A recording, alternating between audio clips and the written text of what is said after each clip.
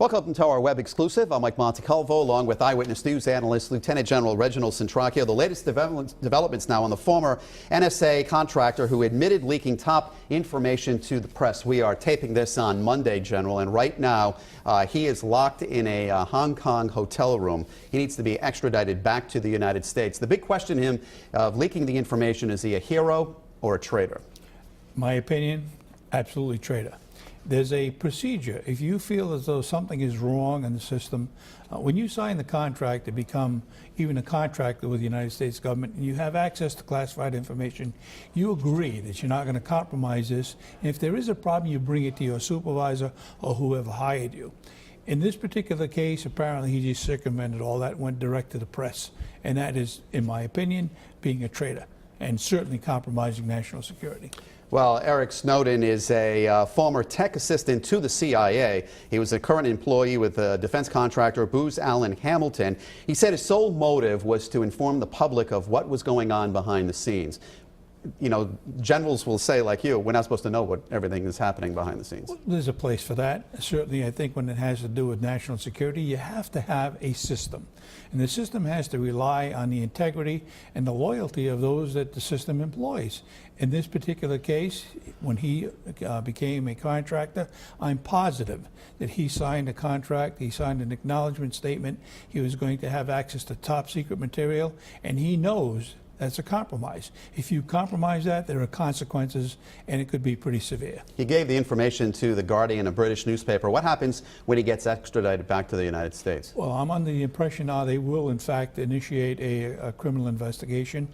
Simultaneously, as that investigation goes forward, there's also a process for the extradition, and that may take some time. But nevertheless, the investigation will start. They'll make a determination whether, in fact, they should try him in a civilian court, and whatever the consequences are after that, which could be several years down the road, he'll have to suffer those consequences. All right, General, we're finding out the NSA is tracking our phone and internet use. The president is saying that they're not listening to every conversation. So what are they listening to, or what are they looking for? I think they're looking at systems to be able to determine whether, in fact, anybody in the country has some kind of a tie outside the country with any terrorist organization, or perhaps known terrorists within the confines of that particular system. I understand when we ask about and we talk about trust of the government, because of the circumstances we've had in the past several years, that word is very loosely used from time to time. But having said that, the alternate to that is complete anarchy and not having a system that we trust in. The Constitution of the United States is what we should be trusting. The people who operate it from time to time are bad actors.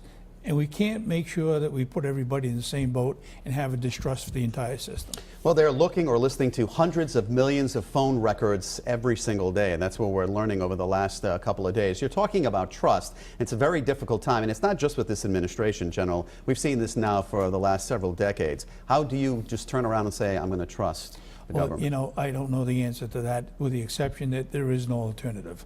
Either we are a country with a certain set of standards, and the standard we talk about is the Constitution of the United States. We understand privacy.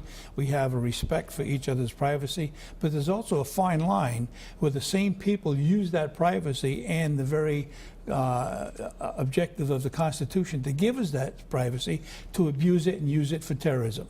A real fine line. So you need to understand there are going to be times and places where we may have to look at some of the systems that we take for granted. This is one of them. And where does that line start? Where does it stop? I'm convinced that we need to trust the majority of people in our government to do the right thing. You also have people in the same government taking it for personal advantage, and we need to identify that and stop it. We've got about 30 seconds left, General. Is there a threat to national security when you see something like this? Absolutely. We've seen this through the several past decades. Where there's a compromise of national security and you give up top secret information, you are in fact compromising national security. All right, General Centracchio, thank you for your thoughts. Thanks for watching.